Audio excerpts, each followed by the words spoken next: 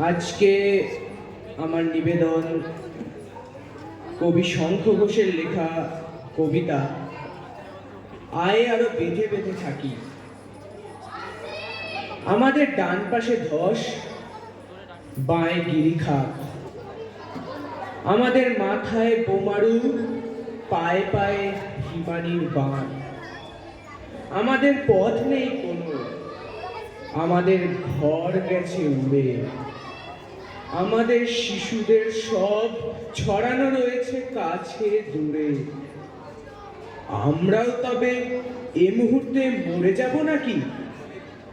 আমাদের পথ নেই আর, আয় আরো বেঁধে বেঁধে থাকি।